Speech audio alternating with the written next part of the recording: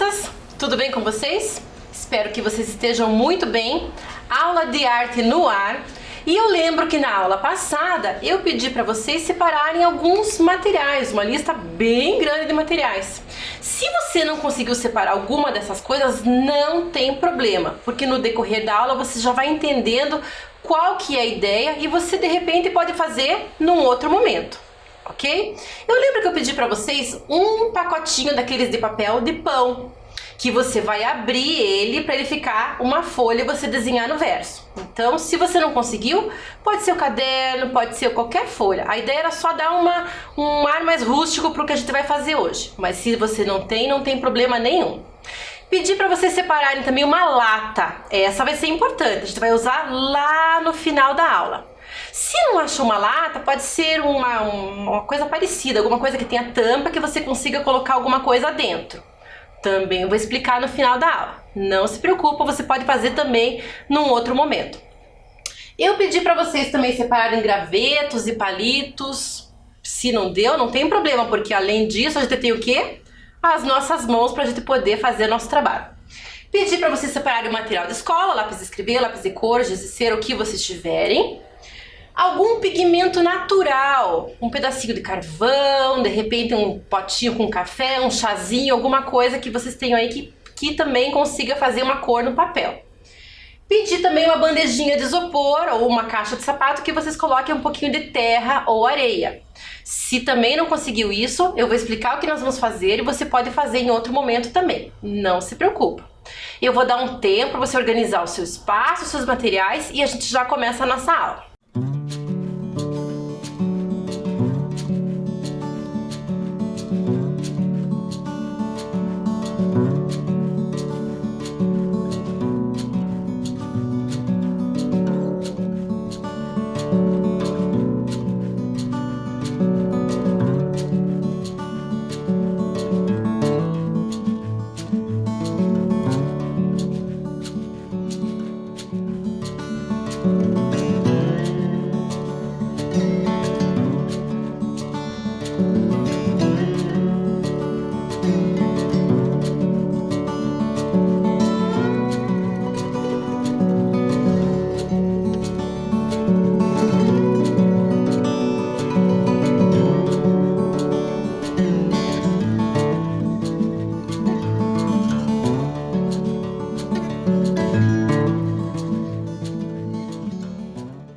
Ok? Conseguiram se organizar? Alguma coisa? O que não pode é deixar de fazer alguma coisa, tem que ficar atento para as nossas atividades. Bom, vamos relembrar então. Na aula passada, a gente viu um pouquinho sobre a pintura rupestre, sobre a arte rupestre, as gravações rupestres, que são o quê? Aquela arte que foi feita lá na pré-história e que os seres humanos que vivem na pré-história foram desenvolvendo e foram criando e foram evoluindo e fazendo coisas fantásticas, como essas imagens que a gente está vendo aqui, que a gente já viu na aula passada. As figuras de animais, a representação dos seres humanos, estilizados, bem simples, formas geométricas, tudo isso eles foram desenvolvendo com o passar do tempo. E a gente vai aprender um pouquinho mais sobre hoje, vai analisar um pouquinho melhor. Mas antes disso, eu quero que vocês conheçam uma pessoa, uma professora. Ela é uma paleontóloga. Ué, professora, você não falou de arqueóloga na semana passada? Pois então, eu convidei a professora Cristina, que é paleontóloga lá da Universidade Federal do Paraná, e ela vai contar um pouquinho pra gente o que é essa profissão de paleontólogo, dessa palavra tão diferente, o que ela faz e o que é a diferença do trabalho dela para o trabalho do arqueólogo. Vamos assistir?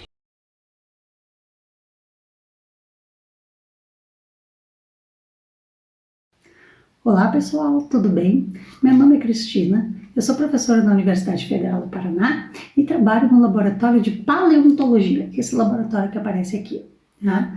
Como vocês estão vendo, eu sou paleontóloga e eu trabalho com esses animais, vegetais, essas coisas que viveram no passado. Né? Vou falar um pouquinho para vocês a respeito do que eu faço, como que eu me formei paleontóloga, né? Para vocês entenderem um pouquinho como é que é essa área aqui no Brasil. Tá bom? Então, a primeira coisa que a gente fica se perguntando, né? O que eu preciso fazer para ser um paleontólogo? Quando eu era criança, eu dizia para minha mãe que eu gostava de trabalhar com coisas antigas. Eu dizia para ela que ia visitar as pirâmides do Egito, que eu gostaria de conhecer as múmias. E aí, como o tempo foi passando, eu me dei conta que eu gostava muito mais de trabalhar com os animais antigos, com as plantas antigas, muito mais do que trabalhar realmente com essa questão da civilização, das múmias egípcias, né, da cultura indígena do passado. E aí eu resolvi, então, optar por trabalhar com paleontologia e não com arqueologia, que é essa outra área que eu vou falar daqui a pouquinho. Para que a gente se torne paleontólogo, a gente precisa fazer dois cursos de graduação no Brasil, um dos dois cursos de graduação no Brasil. Ou eu faço geologia, ou eu faço biologia. Normalmente esses cursos duram entre 4 e 5 anos. Depois eu preciso fazer uma pós-graduação, que normalmente é um mestrado, que dura 2 anos, e depois a gente faz um doutorado, que dura mais 4. Então, se vocês olharem no total, a gente precisa estudar em torno de 10 a 11 anos para se tornar um paleontólogo no Brasil. O que foi que eu fiz? Eu fiz o curso de biologia, que era o que me chamava mais atenção, e depois eu acabei fazendo o mestrado e doutorado na área de paleontologia. E aí eu passei a trabalhar, então, como paleontóloga, né? Então vocês estão vendo aí uma foto onde eu estou fazendo umas coletas de amostras. Essas amostras, elas estão depositadas nessas rochas. Aí a gente precisa coletar esse material, levar para o laboratório. E lá no laboratório a gente faz a preparação melhor, mais delicada, né? Com outros tipos de ferramentas. E aí depois disso, então, o material acaba sendo estudado.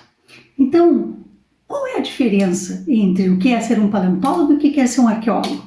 Então as fotos já estão mostrando aí para vocês, né? O paleontólogo trabalha não só com dinossauros, trabalha com todos os restos de organismos, sejam plantas, sejam animais, que viveram no passado, às vezes muito antes do homem ter chegado à face da Terra.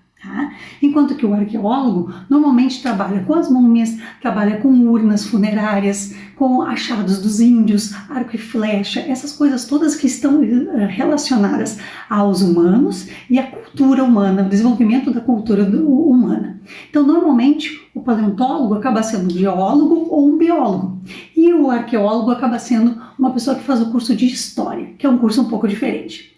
Dentro da arqueologia, vocês também trabalham, os pesquisadores também estudam as pinturas rupestres, que é o que vocês vão trabalhar com a professora Thaís, tá bom? Qualquer dúvida que vocês tenham, vocês podem entrar em contato comigo, pela professora Thaís me manda as dúvidas de vocês e eu respondo para vocês, tá bom?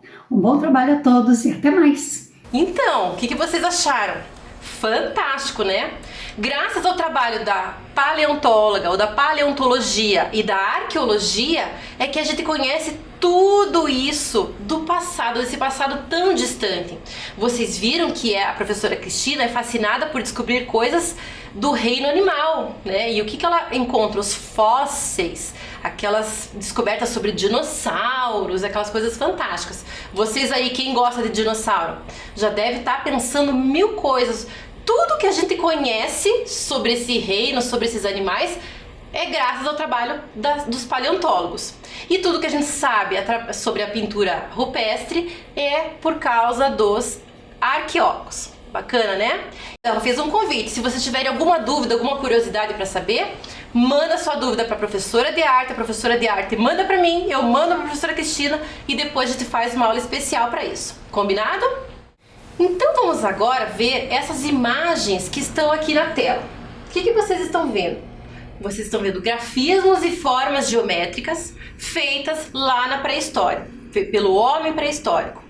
E quando eu falo homem, lembre, de repente as mulheres também pintavam e também desenhavam. É uma forma genérica de falar, tá? Então não se preocupe com isso. O que vocês estão vendo nessas imagens? Analisem bem, olha lá. Vocês conseguem ver linhas retas? Muitas linhas retas? Será que tem formas circulares ou linhas curvas? Olha que interessante. Tem algumas formas que lembram algum animal, alguma coisa que vocês conhecem?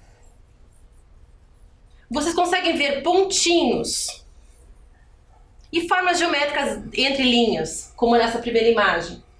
Olha que legal. Vou mostrar outras imagens agora. O que vocês estão vendo ali, ó? Primeira, segunda e terceira imagem, muitos círculos. O que será que acontecia lá na pré-história, quando o ser humano olhava para a natureza, olhava para o céu e ele queria dizer alguma coisa sobre isso?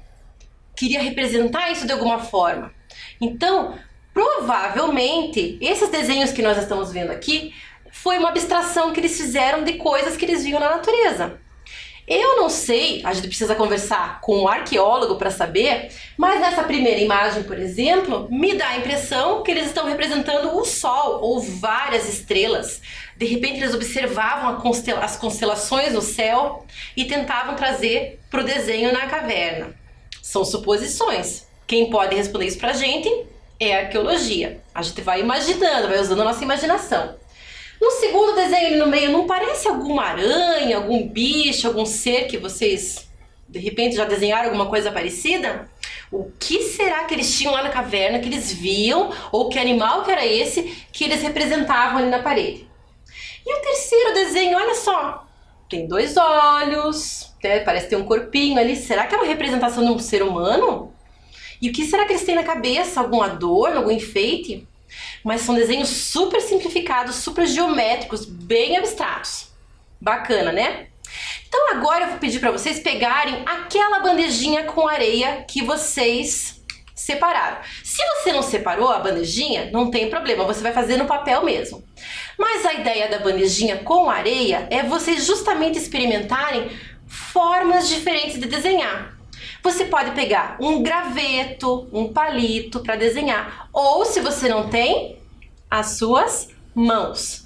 Eu vou deixar vocês olhando essas imagens e eu vou pedir para vocês reproduzirem essas imagens na areia ou no papel que vocês tiverem. Eu vou dar um tempinho para vocês fazerem esses desenhos.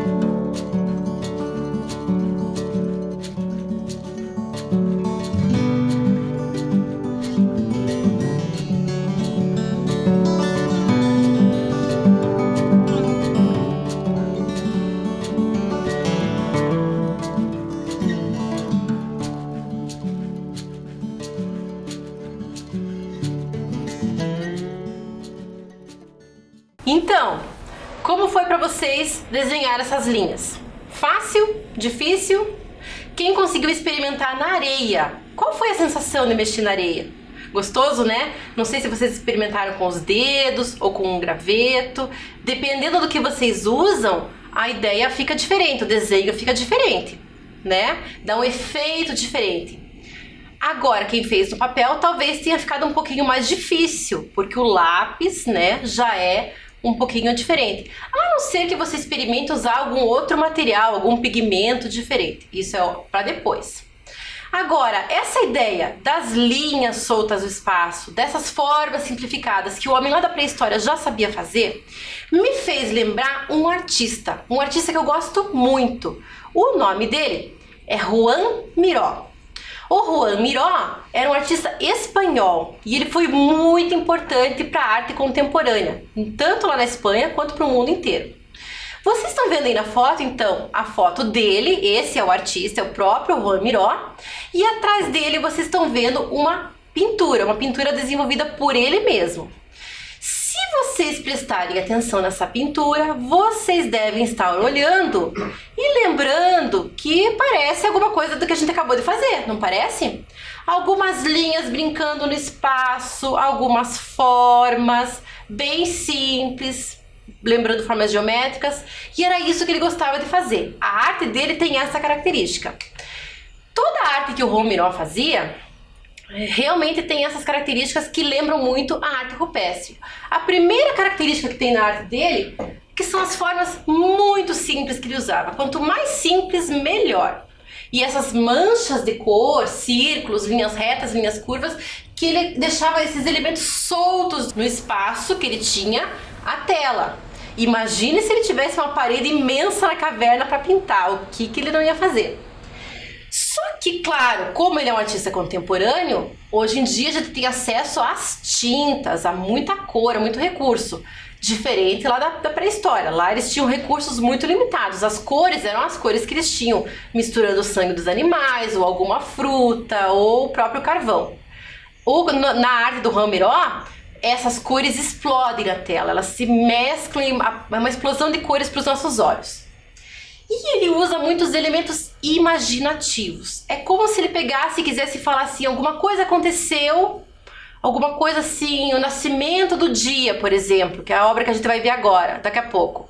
E ele coloca isso em formas que ele escolhe e que ele vai jogando no espaço, vai brincando com essas formas do espaço. Me lembra também isso um pouco da arte da pré-história. O que será que eles queriam fazer? Eles queriam trazer a constelação lá para pertinho deles? Ou será que eles lembravam de alguma coisa, queriam dizer e representavam por desenhos? É mais ou menos esse o papel da arte hoje em dia. Vamos conhecer a obra dele? Então, a primeira obra que eu trouxe para vocês é essa daqui, que ele chamou de O Ouro do Firmamento. O firmamento é o céu, né? Tudo o céu quando a gente consegue ver. Bonita essa tela, né? Lembra alguma coisa lá da arte pré-histórica? Lembrou, né? Algumas linhas, os círculos, a ideia de fazer ali uma ideia de uma estrela. Olha que bonito. Esse quadro eu gosto bastante dele, eu acho muito bonito, e esse amarelo eu acho muito intenso. Uma cor bem bacana para obras de arte. Vamos conhecer mais uma?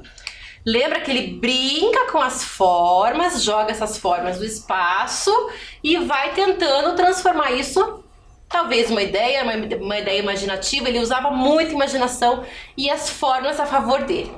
Essa obra se chama Mulher e Cachorro Diante da Lua. Vocês conseguem ver uma mulher e um cachorro diante da lua? Dá pra ver? Aonde será que está o cachorro? Onde será que está a mulher? E a lua? Conseguem ver? Mas essas três formas parece que elas se mesclam ali no espaço. Elas estão aparecendo fluidas, como se fosse uma coisa só. Muito bem. Outra obra, essa daqui me lembra muito uma constelação no céu cheio de estrelas. É como se realmente ele fizesse que nem o homem da pré-história, olhasse para o céu, visse todos aqueles pontinhos e trouxesse lá para a obra de arte. Só que aqui, é claro, ele coloca os elementos que ele está acostumado e que ele gosta de trabalhar. O nome desse quadro é quase uma poesia. Eu vou ler para vocês e vocês vão ver se tem esses elementos que eu estou lendo dentro do quadro. Tem que ter um olho muito atento. O nome desse quadro é O Belo Pássaro Decifrando o Desconhecido a um Casal de Amantes. Onde será que está esse casal? Onde será que está o belo pássaro? E o que é o desconhecido? Isso é muito legal na arte abstrata. A gente olha para essa imagem e pode ter 1000 ideias. E todas vão estar certas. Nenhuma vai estar errada. Bacana, né? Outra obra, essa eu gosto muito dela, eu acho ela muito bonita. O nome dela, Personagens e Cachorros Diante do Sol. Olha que legal, os títulos são uma poesia também, à parte.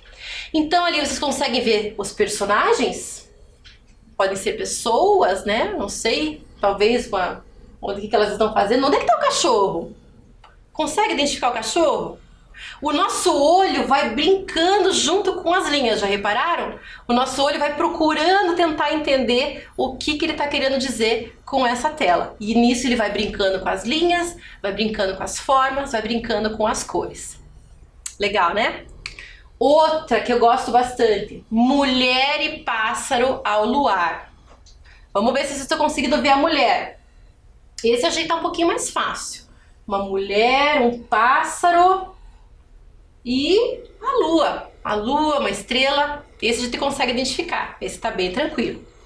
Mas olha que legal como as formas estão sempre brincando nesse espaço. Parece que estão sempre flutuando nesse espaço que é a tela. Esse aqui é o mais abstrato do que eu trouxe para vocês hoje. Então vocês estão vendo que formas ali. Observem bem. Tem os símbolos gráficos ali que lembram também um pouco lá da arte pré-histórica. Eu consigo ver um triângulo preto. Vocês conseguem ver um triângulo? Essa forma com 3 pontas. Eu consigo ver um círculo branco. E eu consigo ver um balão flutuando ali. Olha a ideia de movimento que ele consegue dar ali na obra. Bacana, né? Esse quadro, ele deu o nome de O Nascimento do Mundo. Muito bem. Agora, a próxima obra que eu trouxe para vocês é um presente. O nome dela se chama O Jardim.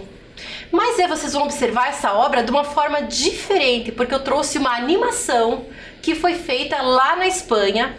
E nessa animação, quando vocês forem assistindo, vocês vão ver justamente essa sensação das imagens e das formas brincando no espaço e entrando na composição do artista. Vamos assistir?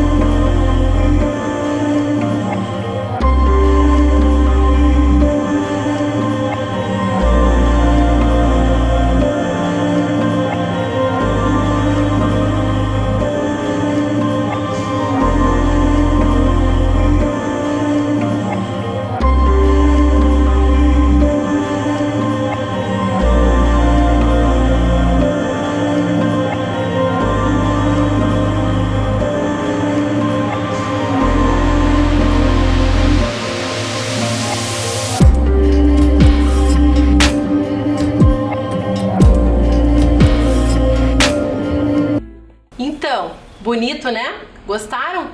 E vocês viram que agora vocês conseguem perceber que essas formas todas que ele cria, que não precisam parecer com nada que existe de verdade, de repente nem lembrar mesmo uma flor ou um pássaro, como a gente acabou vendo ali, são formas diferentes de desenhar. Agora eu tenho uma proposta para vocês. Eu quero que vocês peguem agora, deixa a bandejinha de lado, e agora eu vou precisar que vocês peguem realmente o papel. Se você separou aquele papel de pão, você vai usar aquele papel. Se não, pode ser uma folha do caderno e pode ser alguma folha sulfite que você tem aí. Qualquer papel que você tenha. Agora, você vai pegar um lápis. Depois, na hora de colorir, você vai poder usar os pigmentos que eu pedi para você separar, ou de repente os lápis de cor, ou de repente os dois. Você pode misturar as técnicas. Você vai imaginar agora uma forma, alguma coisa que você queira desenhar. Pode ser, de novo, você brincando com alguma coisa, brincando com um cachorrinho, brincando com um bichinho, ou em algum lugar que você goste. Só que agora o desafio vai ser você desenhar de olhos fechados. Sim, de olhos fechados. Tem que fechar o olho mesmo, senão não vale para atividade. Porque faz muita diferença no desenho que vocês vão fazer.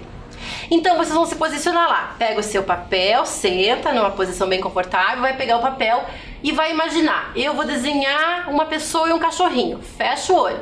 Começa a desenhar, não abre o olho até terminar o desenho. Quando você terminar a sua ideia, abre o olho e você vai ver uma confusão de linhas e formas, e é isso mesmo que a gente quer. A gente quer um desenho solto, um desenho bem brincante no espaço. Quando você vai abrir os olhos, vai ser a hora do artista entrar em ação. Você vai colorir, você vai marcar as linhas que você achar mais bonitas, vai fechar algumas formas que você achar que precisa fechar, enfim, vai terminar o seu trabalho. Use lápis de cor, use giz de cera, use os pigmentos naturais, vocês vão ver que o efeito vai ser muito lindo. Vamos lá?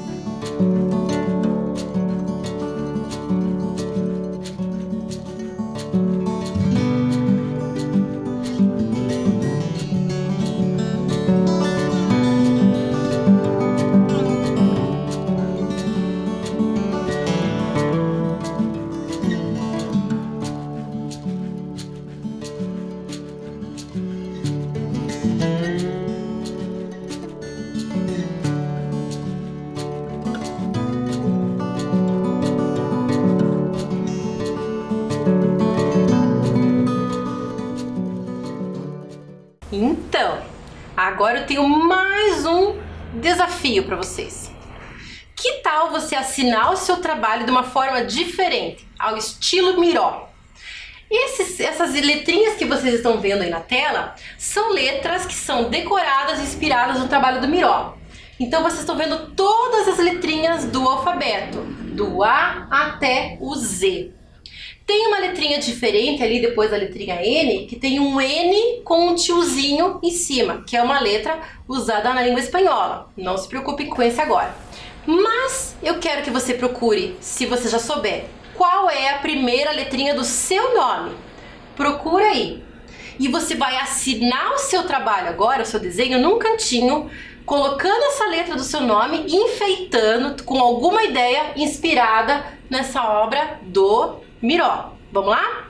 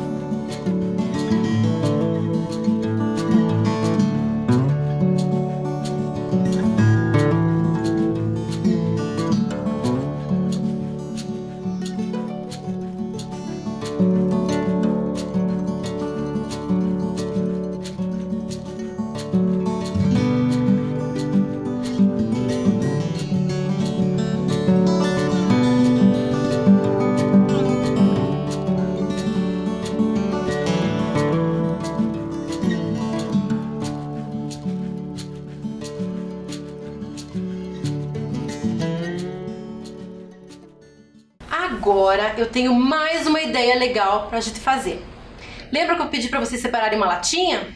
Ou alguma coisa parecida que tenha tampa? Muito bem.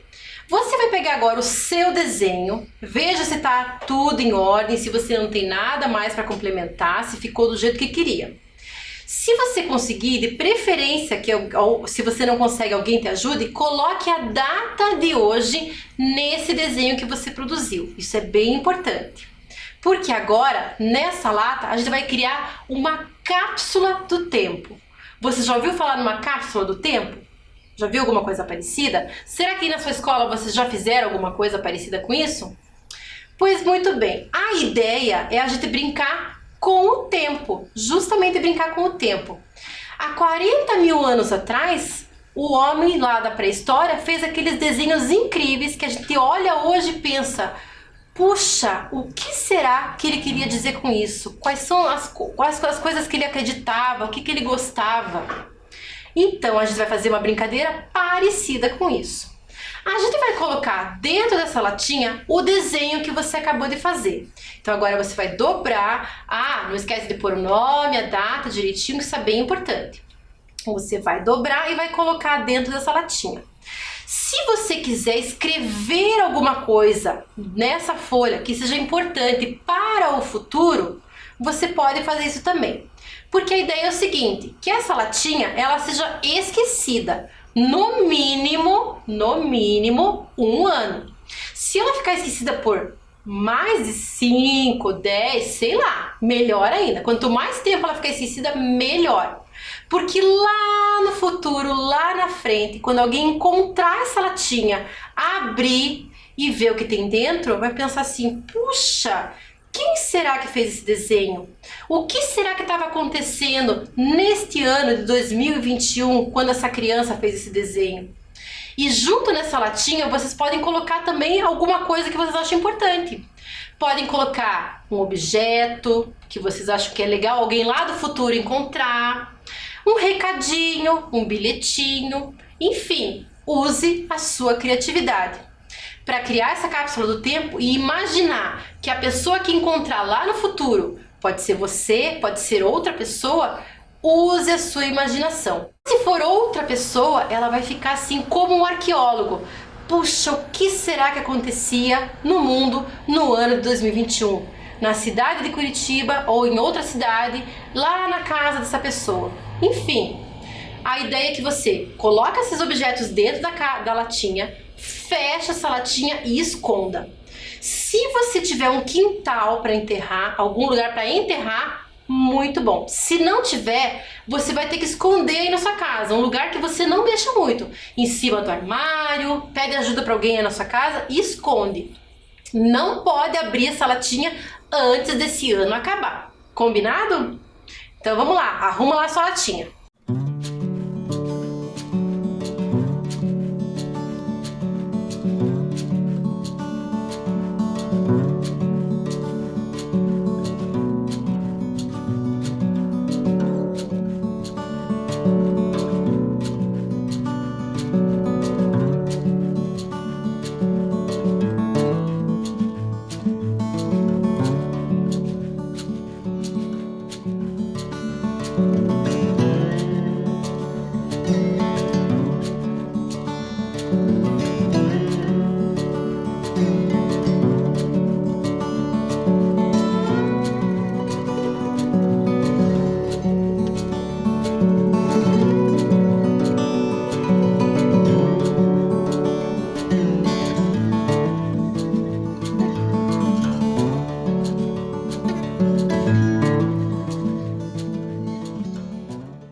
Bom, eu espero que vocês curtam essa brincadeira da cápsula do tempo. De repente vocês podem fazer com outros amigos, com irmãos, com a família. É uma brincadeira muito legal e vocês vão ver que lá no futuro o resultado vai ser bem interessante também. Eu espero que vocês tenham gostado dessa aula, que vocês tenham ficado curiosos a respeito da arqueologia, da paleontologia, que vocês sejam crianças curiosas durante o ano para aprender bastante. Até a próxima!